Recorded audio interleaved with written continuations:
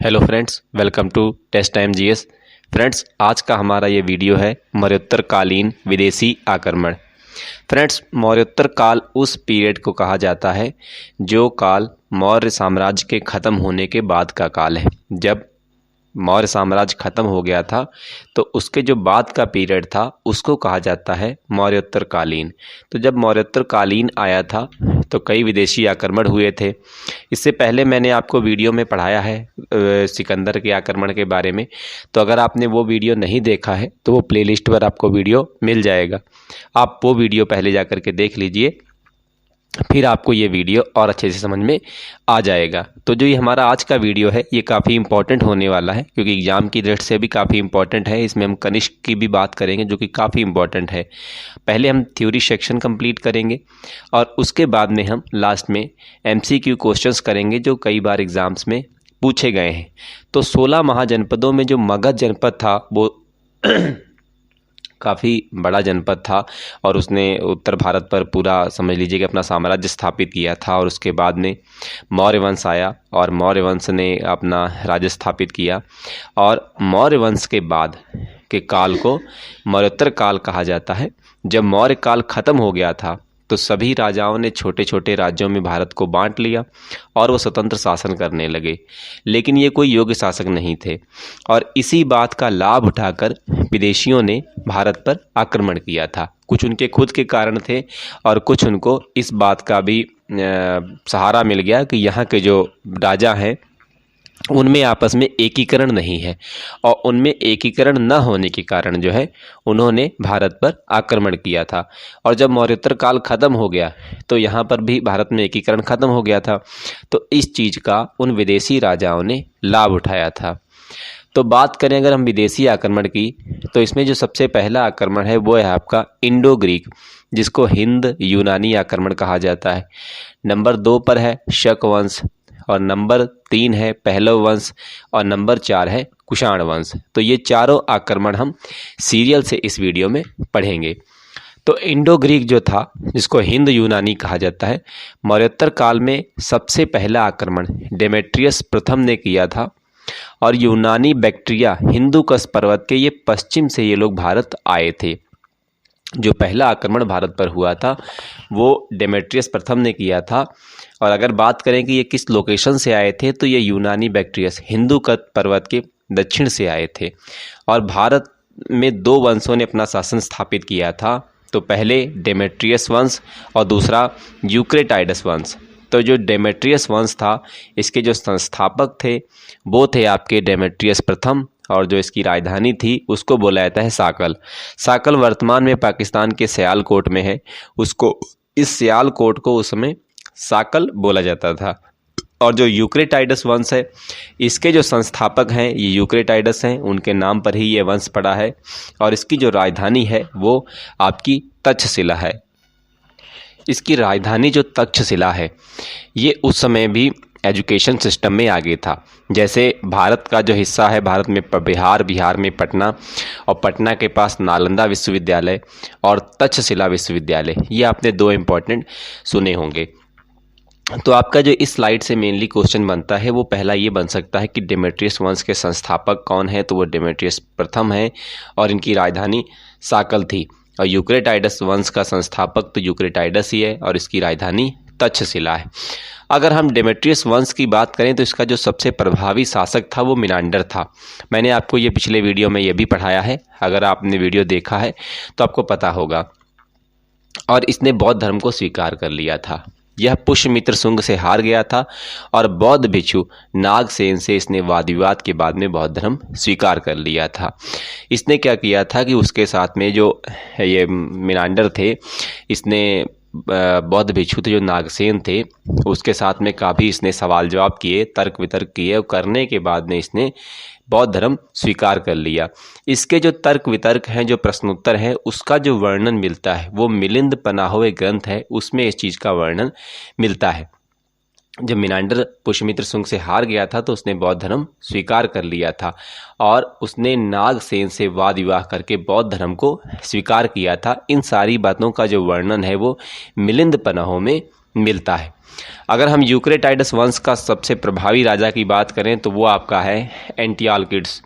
एंटियालकिड्स जो था, जो यूक्रेटाइडस वंश का सबसे प्रभावी शासक था, और यूक्रे जो टाइडस वंश की राजधानी थी वो मैंने आपको भी पीछे बताया था, वो आपकी थी तक्षशिला, और इसका जो संस्थापक था वो यूक्रेटाइडस था।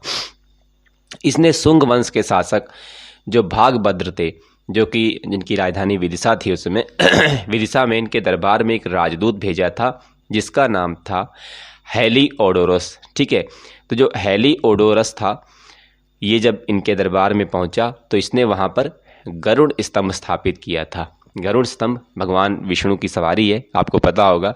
तो यह स्तंभ जब इसने स्थापित किया तो इस स्तंभ से ये पता चलता है कि जो हेलिओडोरस था, ये भागवत धर्म इसने ग्रहण किया हुआ था, ये भागवत धर्म को मानता था, क्योंकि इसने गरुड़ स्तंभ वहाँ पर स्थापित किया था विदिशा में। और विदिशा का उस समय जो शासक था वो था शुंग वंश का भागभद्र। ठीक है, और राजदूत जो था वो हेलिओडोरस जो था, हेलिओडोरस, इसको राजा एंटियालकिड्स ने भेजा था। आगे अगर हम बात करें तो देखिए, कोई भी सभ्यताएं जब एक दूसरे में संपर्क में आती हैं तो उनमें बहुत सारी चीज़ों का आदान प्रदान होता है। तो ऐसे ही जब यूनानी भारत के संपर्क में आए तो कुछ चीज़ें भारतीयों ने यूनानियों से सीखी थी और कुछ चीज़ें यूनानियों ने भारतीयों से सीखी थी। तो नक्षत्रों को देखकर भविष्य बताने की कला भारतीयों ने यूनानियों से सीखी थी। नक्षत्र को देख करके जो भविष्य बताते हैं, हस्तरेखाएं देख करके किसी के भविष्य को बताने की जो कला है, ये भारतीय नहीं है, ये यूनानियों की कला थी। इसको भारतीय ने यूनानियों से सीखा है। सोने आदि के सिक्के बनाने की कला भी भारतीय ने यूनानियों से सीखी है, क्योंकि वो इस मामले में काफ़ी आगे थे। और उस कला को कि बहुत अच्छे सोने के सिक्के और उन पर लेख लिखना, ये सारी बातों का ज्ञान जो है भारतीयों को यूनानियों से हुआ था। अगर यूनानियों से भारत ने सीखा है तो भारत से लोगों से यूनानियों ने भी सीखा है। उन्होंने क्या सीखा? उन्होंने भारतीय धर्म को अपनाया, उन्होंने तपस्या, योग, ये क्रियाएं सारी जो थीं ये यूनानियों ने भारतीयों से सीखी थी। आगे बात करें अगर हम शक आक्रमण की, तो जब यूनानियों के बाद में जो भारत पर आक्रमण हुआ था वो शकों ने आक्रमण किया था, और जो शक राजा होते थे इनको क्षत्रप कहा जाता था। तो ये क्वेश्चन आपसे पूछा जाता है कि शक राजाओं को क्या कहा जाता है, तो आपका आंसर होगा इनको क्षत्रप कहा जाता है।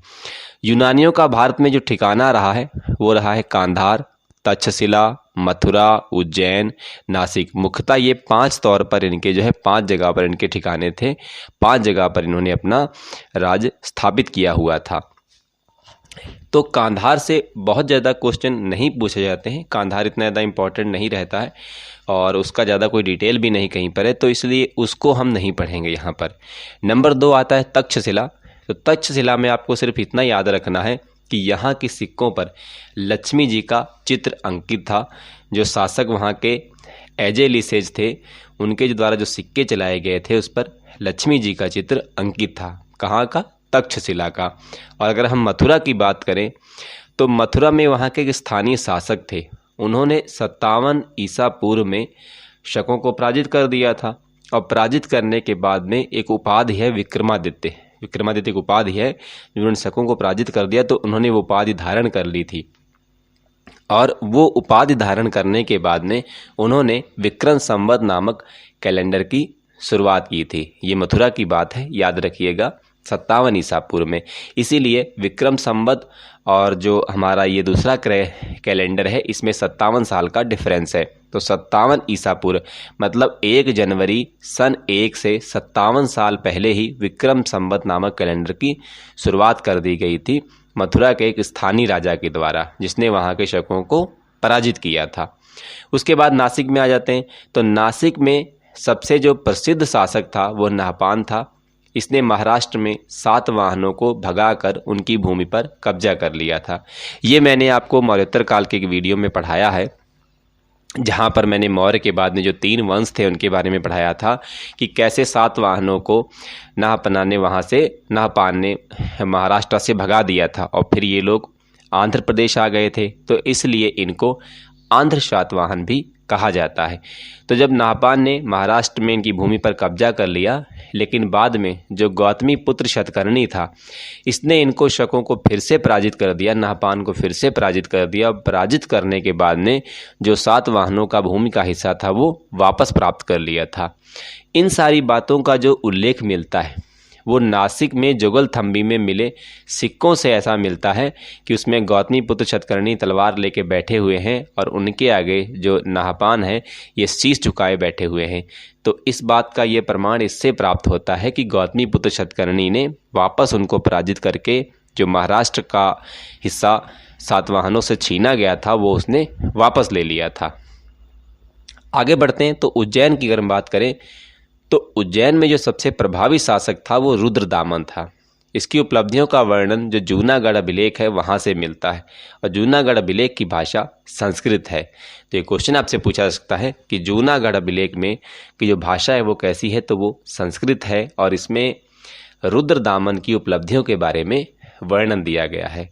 और गुजरात के सौराष्ट्र में जो है, सौराष्ट्र की जगह है गुजरात में, वहाँ पर चंद्रगुप्त के द्वारा एक सुदर्शन झील बनाई गई थी। आने वाले वीडियो में मैं आपको चंद्रगुप्त के बारे में भी पढ़ाऊंगा, तो आप याद रखिएगा कि चंद्रगुप्त के द्वारा एक झील बनाई गई थी, सुदर्शन झील, और उसका जो पुनर्निर्माण था, उसको दोबारा सही करवाया था, उसका जीर्णोद्धार जो करवाया था वो रुद्रदामन के द्वारा कराया गया था। और इस वंश का जो अंतिम शासक था उसको कहा जाता है रुद्र सिंह तृतीय। क्या कहा जाता है? रुद्र सिंह तृतीय को गुप्त शासक चंद्रगुप्त ने हरा दिया था। रुद्र सिंह तृतीय को गुप्त शासक चंद्रगुप्त ने हरा दिया था। देखिए, भारत में एक टाइम पर ऐसा नहीं है कि एक ही जगह पर एक चीज़ का उत्थान हो रहा था। अलग अलग हिस्सों में अलग अलग राजा अपना अपना राज्य फैलाने की होड़ में लगे हुए थे। तो जिसके पास ज़्यादा धन था, ज़्यादा पावर थी, ज़्यादा विद्वान था, वो आगे निकल रहा था। तो यहाँ तक हमने दो वंश पढ़ लिए, एक इंडो ग्रीक और दूसरा शक, और अब हम पढ़ेंगे तीसरा पहलव वंश। देखिए, एक पल्लव वंश भी है, उसका वीडियो मैं अलग से आपके लिए लेके आऊँगा, वो अलग चीज़ है, और ये पहलव वंश एक अलग चीज़ है। पहलव वंश ये लोग जो थे ये मध्य एशिया से आए थे, और भारत में इस वंश का जो प्रथम शासक था वो मिथ्रिडेटस था। वहाँ पर कौन शासक था उसे मतलब नहीं है, वो आपसे नहीं पूछा जाएगा, लेकिन भारत में इस वंश का पहला जो प्रथम शासक था वो मिथ्रिडेटस था। और इस वंश का जो सबसे महत्वपूर्ण शासक था वो गोंडोफर्नीज था, जिसने तक्षशिला को अपनी राजधानी बनाया था। याद रखिएगा कि जो गोंडोफर्नीज था इसने तक्षशिला को अपनी राजधानी बनाया था। और इसी के शासनकाल में पहला कोई ऐसा ईसाई हुआ है जो ईसाई धर्म के प्रचार के लिए भारत आया था, तो जिसका नाम था सेंट थॉमस। सेंट थॉमस ईसाई धर्म के प्रचार के लिए इसी के शासनकाल में भारत आया था। और जो इसके शासनकाल की जानकारी है, जो गोंडोफर्नीज हैं, जो पहलव वंश, इसके जो शासन की जानकारी है वो तख्त-ए-बही एक अभिलेख है, ये पेशावर ज़िले में है, वहाँ से प्राप्त होता है। पेशावर ज़िले में एक अभिलेख है तख्त-ए-बही, तो वहाँ से इसकी जानकारी प्राप्त होती है। अभिलेख क्या होते हैं ये मैंने आपको जो इससे पहले वीडियो पढ़ाए हैं हिस्ट्री के, उनमें से मुझे याद नहीं है, लेकिन मैंने किसी वीडियो में आपको बताया है कि अभिलेख क्या होते हैं। तो अगर आपने सीरियल से सारे वीडियो देखे हैं तो आपको पता होगा कि अभिलेख क्या होते हैं। तो सेंट थॉमस पहला ऐसा व्यक्ति था जो ईसाई धर्म के प्रचार के लिए भारत आया था। और किस वंश में आया था? तो वो पहलव वंश में आया था। और उस समय कौन शासक था? तो उस समय पहलव वंश का सबसे महत्वपूर्ण शासक गोंडोफर्नीज था और इसकी राजधानी तक्षशिला थी। आगे बात कर लेते हैं कुषाण वंश की। नंबर 4 पे हम आ गए, कुषाण वंश। तो कुषाण वंश को 165 ईसा पूर्व में, कुषाणों को 165 ईसा पूर्व में पश्चिमी चीन से खदेड़ दिया गया था। ये लोग पश्चिमी चीन में थे, मध्य एशिया में ऐसा कह सकते हैं कि वहाँ पर ये लोग थे। तो इनको जब वहाँ से भगाया गया कुषाणों को, तो ये भागे तो ये दो हिस्सों में बंट गए। इनका एक हिस्सा अफगानिस्तान की बैक्ट्रिया में चला गया और जबकि जो दूसरा हिस्सा था वो तिब्बत में आ गया। तो आपको पता ही है तिब्बत जो है भारत से सटा हुआ है, अफगानिस्तान उस समय सटा हुआ था, लेकिन वो उत्तर भारत जो हमारा मौजूदा भारत है इससे वो काफ़ी दूरी पर था और वो बैक्ट्रिया की तरफ था। और जो तिब्बत वाला था ये हिस्सा ज़्यादा नज़दीक था। तो इसने क्या किया कि जो तिब्बत वाली शाखा थी इसने भारत पर आक्रमण कर दिया था और कुषाण जो थे ये यूची जाति के थे। यूची एक जाति है, तो ये यूची जाति के थे। और इसका जो संस्थापक था वो कुजुल कैडफिसस था, कुषाण वंश का। और जो अगला शासक था वो विम कैडफिसस था। विम कैडफिसस को वास्तविक संस्थापक माना जाता है, क्योंकि इसका प्रभाव ज़्यादा था। इसने मथुरा, पंजाब, गांधार क्षेत्रों पर कब्जा कर लिया था और ये शैव धर्म का अनुयायी था। जो विम कैडफिसस था ये शैव धर्म का अनुयायी भी था। और इसने जो है तांबे की मुद्राएं चलाई थी और मुद्रा में एक तरफ शिव, नंदी और त्रिशूल, ये तीन चीज़ों का मतलब चित्र एक तरफ था, शिव, नंदी और त्रिशूल का। और जो दूसरी हिस्से था सिक्के का, उस हिस्से पर इसने महेश्वर शब्द अंकित करवाया हुआ था। कौन था? तो वो था विम कैडफिसस। याद रखिएगा, विम कैडफिसस कुषाण वंश का वास्तविक संस्थापक माना जाता है और इसने शैव धर्म का ये अनुयायी था और इसने तांबे की मुद्राएं चलाई थी और उन पर एक तरफ शिव, नंदी और त्रिशूल था और दूसरी तरफ महेश्वर शब्द अंकित था। और इसने मथुरा, पंजाब और गांधार के क्षेत्रों पर कब्जा कर लिया था। अगर हम कनिष्क की बात करें तो ये काफ़ी इम्पॉर्टेंट है परीक्षा की दृष्टि से। इसमें से कई बार क्वेश्चंस देखे गए हैं, तो जहाँ जहाँ से भी क्वेश्चन पूछे गए हैं उन सारी चीज़ों को मैंने कवर किया है। तो कनिष्क सबसे ज़्यादा जो थे प्रसिद्ध शासक था या महायान शाखा का अनुयायी था। बौद्ध धर्म में दो शाखाएं हुई हैं, एक महायान एक हीनयान, तो वो मैंने बौद्ध धर्म वाले वीडियो में बताया है, तो उस चीज़ को मैं यहाँ पर आपको नहीं बताऊँगा। कनिष्क ने 78 ईस्वी में अपना राज्याभिषेक करवाया, मतलब गद्दी पर बैठे। गद्दी पर बैठते समय जब कोई राजा बैठता था तो जो भी पाठ पूजा या जो भी विधि विधान था उसको राज्याभिषेक कहा जाता था। और जब इसने 78 ईस्वी में राज्याभिषेक किया तो शक संवत का आरंभ किया था। इसकी राजधानी जो थी वो पुरुषपुर थी, जिसको पेशावर कहा जाता है। ठीक, जो कनिष्क की राजधानी थी वो पुरुषपुर थी। आपसे ऐसा भी क्वेश्चन पूछा जा सकता है कि पेशावर का दूसरा नाम कौन सा है, तो वो है पुरुषपुर। और कनिष्क के ही शासनकाल में चौथी बौद्ध संगति कश्मीर के कुंडल वन में आयोजित हुई थी। तो ये भी पूछा जाता है कि चौथी बौद्ध संगति कब हुई थी, तो वो किसके शासनकाल में हुई थी, तो वो कनिष्क के शासनकाल में कश्मीर के कुंडल वन में हुई थी। और इसी के शासनकाल में जो बौद्ध धर्म था वो दो भागों में बट गया था, एक आपका हीनयान और दूसरा महायान। जो बौद्ध धर्म था वो दो जगह पे बट गया था, एक हीनयान और दूसरा महायान। मथुरा कला और गांधार कला का जन्म भी कनिष्क के शासनकाल में ही हुआ था। ये दो चीज़ों का याद रखिएगा कि गांधार कला और मथुरा कला, इन दोनों का जन्म भी कनिष्क के शासनकाल में हुआ था और इसी के शासनकाल में चौथी बौद्ध संगीति का आयोजन हुआ था। अच्छा, इसने सर्वाधिक सबसे शुद्ध सोने के सिक्के चलाए थे। क्यों? क्योंकि इसको हिंदू कुश पर्वत जो था वहाँ पर इसको सोने की अच्छी खानें मिल गई। तो जब सोने की अच्छी खानें मिल गई तो इसने बहुत शुद्ध सोने के सिक्के चलाए थे। इससे पहले भी सोने के सिक्के थे, लेकिन वो इतने शुद्ध नहीं थे जितने शुद्ध इसने चलाए थे। आगे अगर हम बात करें तो कनिष्क के दरबार में कई विद्वान थे, तो उनमें से जो प्रसिद्ध विद्वान थे वो पार्श्व, वासुमित्र, अश्वघोष, नागार्जुन एवं चरक। ये 5 विद्वान जो थे ये काफ़ी महत्वपूर्ण थे। पार्श्व, वासुमित्र, अश्वघोष, नागार्जुन एवं चरक। राजकवि जो अश्वघोष था, है ना, राजकवि जो था वो अश्वघोष था और इसने बुद्ध चरित्र लिखा था।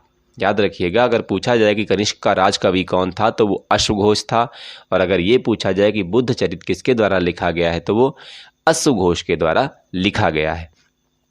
अगला, भारत का आइंस्टीन कहे जाने वाले नागार्जुन, वो भी इन्हीं के दरबार में थे, कनिष्क के ही। और बौद्ध आचार्य ने शून्यवाद दर्शन का भी प्रतिपादन किया था। दर्शन शास्त्र आप में से बहुत लोगों ने शायद पढ़ा होगा। तो बौद्ध आचार्य जो थे इन्होंने शून्यवाद दर्शन का भी प्रतिपादन किया था। आगे, वसुमित्र ने महाविभाष शास्त्र नामक ग्रंथ की रचना की थी। जो वसुमित्र थे इन्होंने महाविभाषा शास्त्र नामक ग्रंथ की रचना की थी। चरक एवं जो है आयुर्वेदाचार्य जो थे इन्होंने चरक संहिता नामक ग्रंथ की रचना की थी। जो चरक थे इन्होंने चरक संहिता नामक ग्रंथ की रचना की थी। ये तो वैसे ही नाम से आपको पता है, चरक पैथोलॉजी भी काफ़ी इंपॉर्टेंट है हमारे इंडिया में, जगह जगह पर इनकी पैथोलॉजी हैं। तो चरक से आप याद रखिएगा कि ये आयुर्वेद के मामले में इन्होंने ग्रंथ की रचना की थी जिसका नाम था चरक संहिता। अब देखिए आगे अगर हम बात करें रेशम के मार्ग की, तो ये काफ़ी इंपॉर्टेंट है, आपने इसका जिक्र कई बार सुना होगा।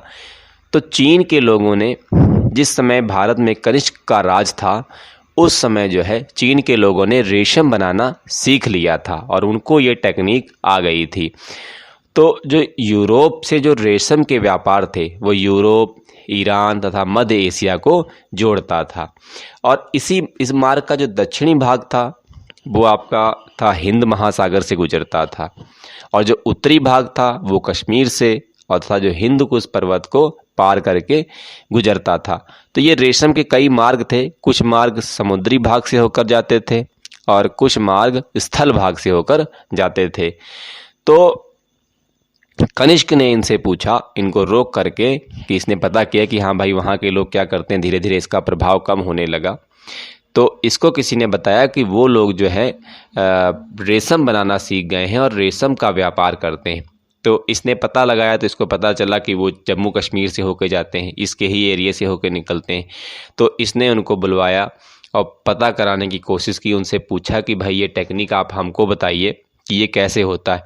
तो जो चीनी थे, चीनियों ने उसको मना कर दिया कि हम ये टेक्निक आपको नहीं बताएंगे कि रेशम किस प्रकार से बनाया जाता है। तो इसने चीनियों को बहुत दंडवित किया था, बहुत दंड दिया, बहुत उनको प्रताड़ित किया, बहुत मारा, लेकिन उसने नहीं बताया।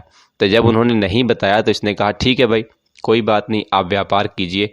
इसने क्या किया कि जो रेशम मार्ग इसके राज्य से होकर गुजरते थे, इसने उस पर टैक्स लगाना शुरू कर दिया, और ये टैक्स काफ़ी ज़्यादा था और इससे इसकी राज्य की आमदनी का स्रोत बढ़ गया, और ये इसकी राज्य की आमदनी का काफ़ी अच्छा स्रोत था। और जो इस वंश का जो अंतिम शासक था वो था वासुदेव। इस वंश का अंतिम शासक कौन था? वासुदेव था। तो इस तरीके से यहाँ पर हमारा थ्योरी सेक्शन कंप्लीट हो गया है। आपको मोटा मोटा मेरे ख्याल से अच्छे से समझ में आ गया होगा। अगर कहीं पर कोई कमी रह गई है तो आप वीडियो को रिवाइज करके दोबारा देख सकते हैं। आगे हम बात करेंगे एमसीक्यू क्वेश्चन की। टोटल 6 एमसीक्यू क्वेश्चंस आपको देखने को मिलेंगे इस वीडियो में। तो सबसे पहला क्वेश्चन जो है आपका, शक संवत किस सम्राट के काल में शुरू हुआ था? तो शक संवत जो है किस सम्राट के काल में शुरू हुआ था? Option A Ashoka, option B Kanishka, option C Harsha, option D Samudragupta. तो आपका सही आंसर है option B Kanishka. Question number 2, प्राचीन भारत में चिकित्सा शास्त्र पर ग्रंथ लिखा था आर्यभट्ट ने, नागार्जुन ने, वराहमिहिर ने, चरक ने। तो आपका सही आंसर है ऑप्शन डी चरक ने। कनिष्क की राजधानी थी अमरावती, कन्नौज, मथुरा, पेशावर। तो आपका सही आंसर है ऑप्शन डी पेशावर में। आगे बढ़ते हैं। क्वेश्चन नंबर 4, भारतीयों के लिए सिल्क मार्ग किसने आरंभ करवाया था? Option A Kanishka, option B Ashoka, option C Harsha, option D Fahien. तो आपका सही आंसर है ऑप्शन ए कनिष्क ने। क्वेश्चन नंबर 5, पुरुषपुर निम्नलिखित में से किसका दूसरा नाम है? Option A Patna, option B Pataliputra, option C Peshawar, option D Punjab. तो इसका सही आंसर जो है आप मुझे कमेंट बॉक्स में देंगे, जो कि मैंने आज के इस वीडियो में आपको पढ़ाया है। तो इसका सही आंसर जो है आप मुझे कमेंट बॉक्स में देंगे। क्वेश्चन नंबर 6, तक्षशिला विश्वविद्यालय स्थित है पाकिस्तान में, भारत में, बांग्लादेश में, बर्मा में। बर्मा को म्यांमार कहा जाता है, याद रखिएगा। तो देखिए नालंदा विश्वविद्यालय जो है वो भारत के बिहार राज्य में स्थित है नालंदा विश्वविद्यालय, और जो तक्षशिला है वो आपका पाकिस्तान में वो जगह स्थित है। तो यहीं पर हमारा आज का वीडियो ख़त्म होता है। और अगर आपको वीडियो अच्छा लगा हो तो वीडियो को लाइक कर दीजिए और पूछे गए क्वेश्चन नंबर 5 का आंसर आप कमेंट बॉक्स में कमेंट कीजिए। और अगर आपने हमारे चैनल को सब्सक्राइब नहीं किया है तो सब्सक्राइब कर लीजिए। इसी तरीके से बहुत महत्वपूर्ण टॉपिक के साथ में हम छोटे छोटे वीडियोस लाते रहेंगे और आपकी तैयारी में आपकी हम हेल्प करते रहेंगे। तो मिलते हैं अगले वीडियो में नए टॉपिक के साथ।